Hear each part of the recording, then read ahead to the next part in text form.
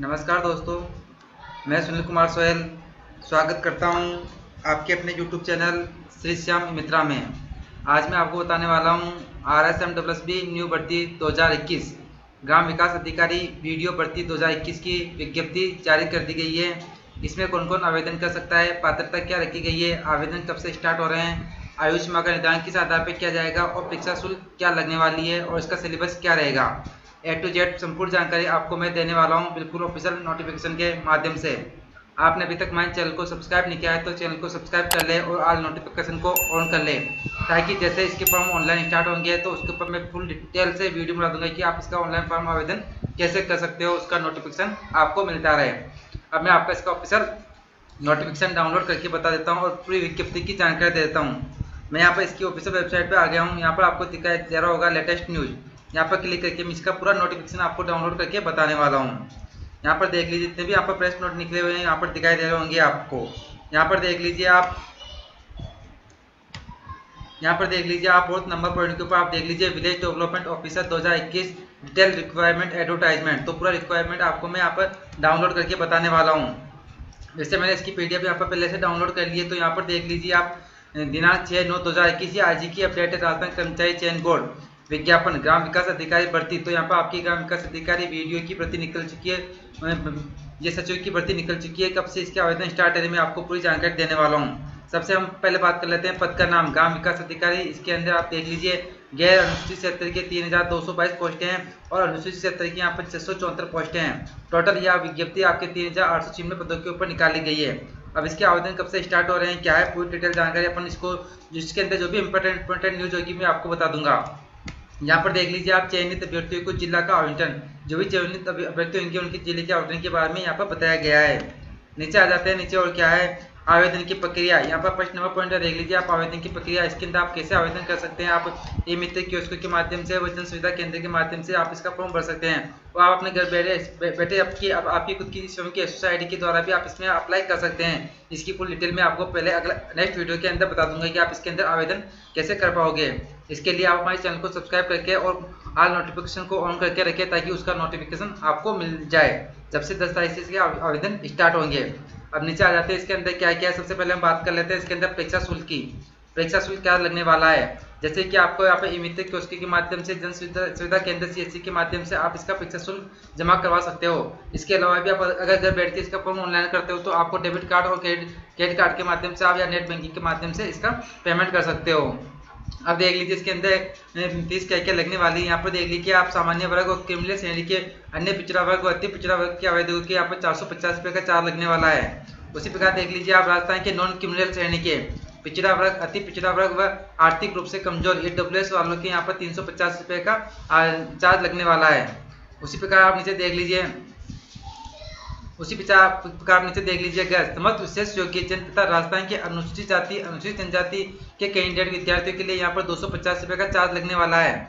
और यहाँ पर नीचे आप देख लीजिए जिस कोई सा भी कैटेगरी का आवेदक हो जिसकी आय 2.5 लाख से कम है, जिसकी पारिवारिक आय 2.5 लाख से कम है, चाहे वो अनुसूचित जाति का हो या अनुसूचित जनजाति का हो या EWS का हो या जनरल का हो या कोई सा भी हो, जिसकी 2.5 लाख से आय कम है उसके भी यहाँ पर चार्ज 250 रुपये लगने वाले हैं। तो नीचे आ जाते हैं और क्या क्या है इसके अंदर नोट यहाँ पर क्या लिखा हुआ है इसके बारे में जान लेते हैं। राजस्थान राज्य के भिन्न अन्य राज्यों के अनुसूचित जाति अनुसूचित जनजाति व अन्य पिछड़ा वर्ग या अति पिछड़ा वर्ग राजस्थान राज्य से भिन्न यानी कि अन्य राज्य से आर्थिक रूप से कमजोर वर्ग के अभ्यर्थी को सामान्य वर्ग के अभ्यर्थी माना जाएगा।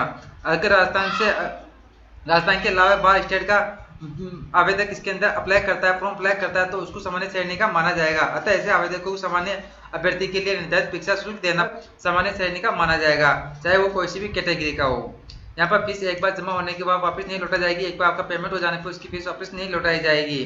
फीस जिस श्रेणी की जमा कराई जाती है अभ्यर्थी उसी श्रेणी का माना जाएगा। यदि आप फीस जिस श्रेणी की जमा कराओगे तो आप उसी श्रेणी के अभ्यर्थी माने जाओगे। जैसे कि आपने जनरल की फीस जमा कराई तो आप जनरल कैटेगरी के अभ्यर्थी माने जाओगे। बाद में अभ्यर्थी की श्रेणी में परिवर्तन नहीं किया जाएगा। तो आप अपना फॉर्म जब भी इसके अंदर अप्लाई करें तो अपनी कैटेगरी और श्रेणी को अपना ध्यानपूर्वक आपको बढ़ना है। जिस श्रेणी के अंदर आपका फीस कटेगी उसी श्रेणी का आपको माना जाएगा, आवेदक माना जाएगा। 4 नंबर पॉइंट पर आप देख लीजिए सभी वर्ग के ऐसे अभ्यर्थी जिनके परिवार की वार्षिक आय 2.5 लाख रुपए से कम है, परीक्षा शुल्क 200 में परिवार की वार्षिक आय 2.5 लाख रुपए से कम होने पर सक्षम अधिकारी द्वारा जारी आय प्रमाण पत्र पात्रता की जांच एवं दस्तावेज की सत्यापन के समय आवश्यक रूप से प्रस्तुत करना होगा। कहने का तात्पर्य है कि ऐसे अभ्यर्थी जिसके परिवार की वार्षिक आय 2.5 लाख रुपए से कम है, उन आवेदकों को यहाँ पर 250 रुपए का चार्ज लगने वाला है। परंतु इसमें शर्त ये लगी गई कि यदि उसका नंबर आ जाता है और तो उसको दस्तावेज या पात्रता डॉक्यूमेंट वेरिफिकेशन के लिए बुलाया जाता है, तो उसको यहाँ पर आय प्रमाण पत्र सक्षम अधिकारी द्वारा जारी आय प्रमाण पत्र अपने साथ डॉक्यूमेंट वेरिफिकेशन के समय प्रस्तुत करना होगा। अब नीचे बात कर लेते हैं हम इसके प्रवेश पत्र के बारे में। प्रवेश पत्र को लेकर क्या अपडेट है मैं आपको पूरा बता देता हूँ। आप वीडियो को पूरा देखें, जो भी इसमें इंपॉर्टेंट न्यूज होगी आपको यहाँ पर बता दूंगा और नेक्स्ट वीडियो भी आपके लिए मैं जरूर लेके आऊँगा। यहाँ पर देख लीजिए आप प्रवेश पत्र बोर्ड द्वारा समस्त अभ्यर्थियों को बोर्ड की वेबसाइट के माध्यम से ऑनलाइन प्रवेश पत्र जारी किए जाएंगे। तो आपकी बोर्ड की वेबसाइट पर इसके प्रवेश पत्र आपको मिल जाएंगे। बोर्ड द्वारा डाक से कोई प्रवेश पत्र नहीं भेजा जाएगा। बोर्ड की वेबसाइट पर प्रवेश पत्र जारी किए जाने की सूचना समाचार पत्रों और वेबसाइट के माध्यम से जारी की जाएगी। बोर्ड की वेबसाइट पर इसके एडमिट कार्ड प्रवेश पत्र जारी किए जाएंगे, उसकी सूचना आपको समाचार पत्र के माध्यम से मिल जाएगी और हमारे चैनल के माध्यम से भी आपको इसकी जानकारी दे दी जाएगी। अब यहाँ तो हो गए प्रवेश पत्र की बात, नीचे देख लेते हैं और क्या इंपॉर्टेंट न्यूज है।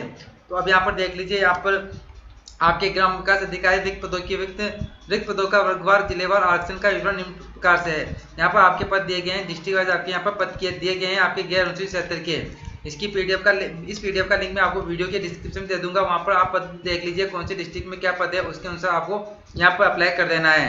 यहाँ पर देख लीजिए अनुसूचित क्षेत्र के पद यहाँ पर आ गए हैं और नीचे क्या अपडेट है मैं आपको बता देता हूँ।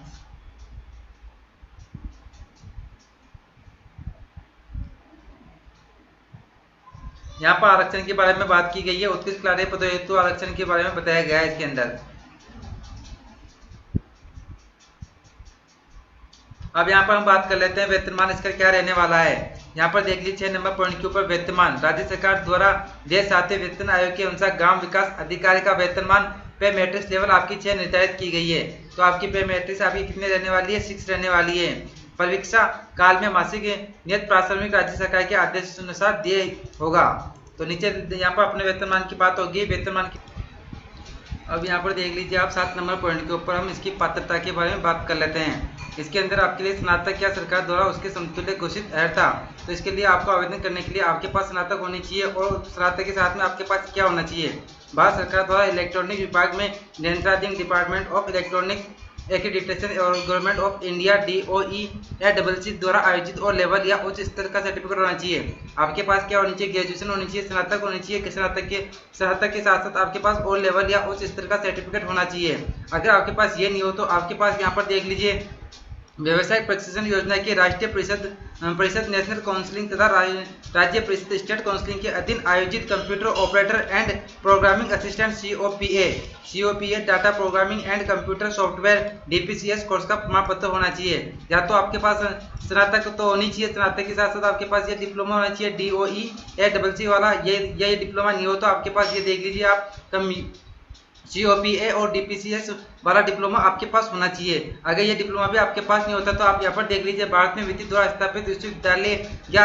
सरकार द्वारा मान्यता प्राप्त संस्थान में कंप्यूटर साइंस या कंप्यूटर एप्लीकेशन के अंदर आपके पास डिप्लोमा होना चाहिए स्नातक के साथ। सरकार द्वारा मान्यता प्राप्त एवं पॉलिटेक्निक संस्थान में कंप्यूटर साइंस या इंजीनियर में डिप्लोमा होना चाहिए। यदि आपके पास ये भी नहीं है तो राजस्थान नॉलेज कॉर्पोरेशन लिमिटेड के नियंत्रण में वर्तमान मालवीय विश्वविद्यालय कोटा द्वारा आयोजित Rajasthan state certificate in information technology RICIT course का प्रमाण पत्र होना चाहिए।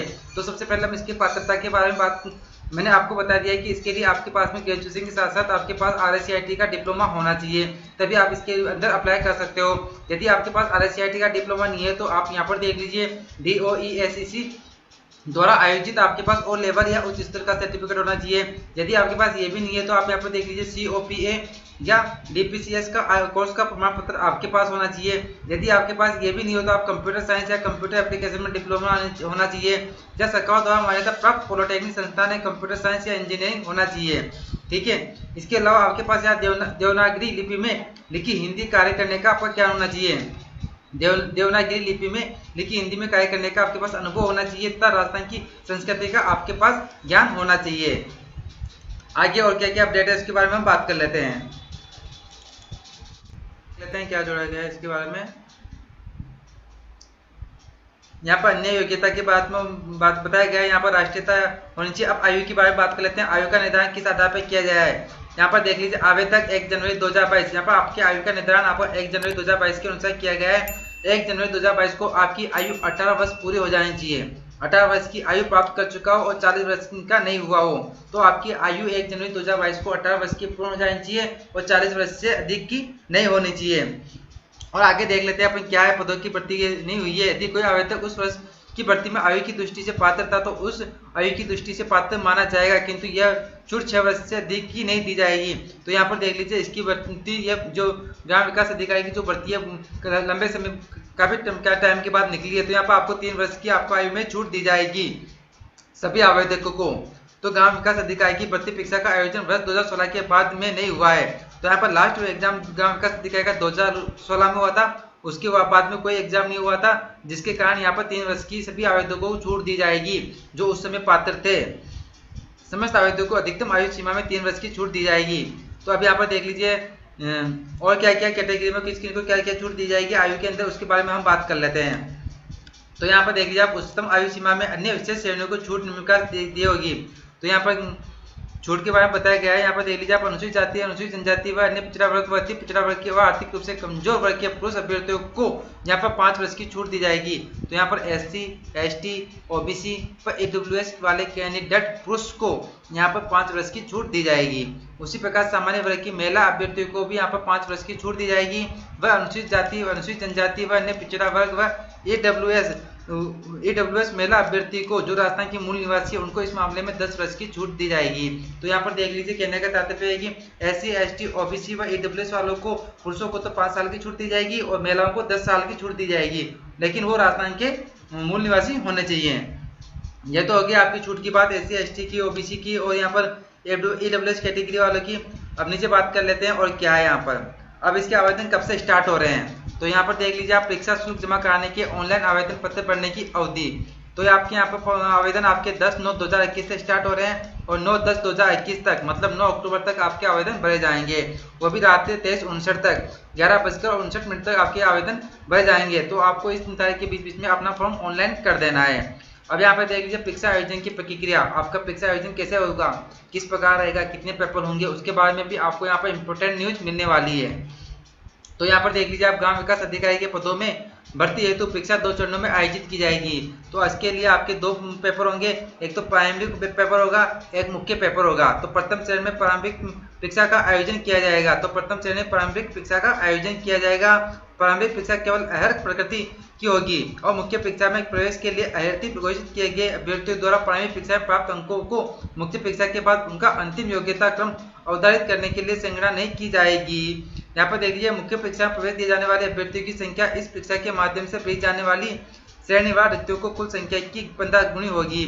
तो यहाँ पर आपकी जो प्रारंभिक एग्जाम होगा उसके अंदर 15 गुना विद्यार्थियों को पास किया जाएगा और फिर बाद में उनकी मुख्य परीक्षा ली जाएगी। तो ये तो यहाँ पर आपको स्पष्ट हो गया होगा कि इसके अंदर आपके 2 एग्जाम होंगे, ठीक है। एक तो प्रारंभिक एग्जाम होगा, एक मेन एग्जाम होगा। प्रारंभिक एग्जाम के अंदर 15 गुना अभ्यर्थियों को पास किया जाएगा।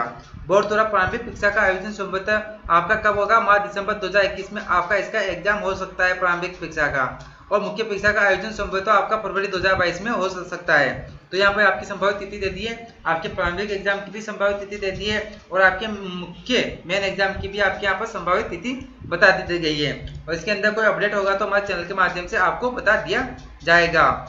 अब यहाँ पर 16 नंबर पॉइंट पर देख लीजिए आप आवेदन कैसे करें। आवेदन आपको कैसे करना है, SSO ID के माध्यम से करना है, फोटो कितनी GB में अपलोड करनी है, फोटो कैसे अपलोड करनी है, सिग्नेचर ब्लैक पेन से करना है, क्या है उसकी पूरी डिटेल में आपको जब इसका फॉर्म ऑनलाइन करने पर आपको वीडियो बनाऊंगा उसके अंदर अवेलेबल करवा दूंगा। अभी इसको छोड़ देते हैं।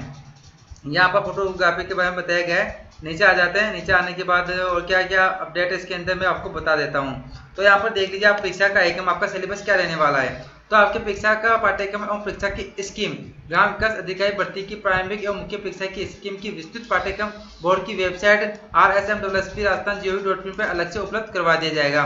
जैसे इसका सिलेबस यहाँ पर बोर्ड की वेबसाइट पर उपलब्ध करवा दिया जाएगा, हम उसके ऊपर फुल डिटेल से आपको वीडियो बनाकर बता देंगे।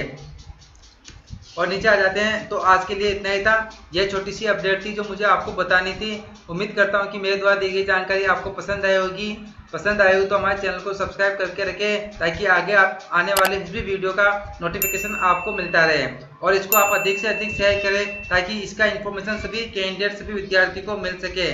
और लाइक करना ना भूलें। धन्यवाद।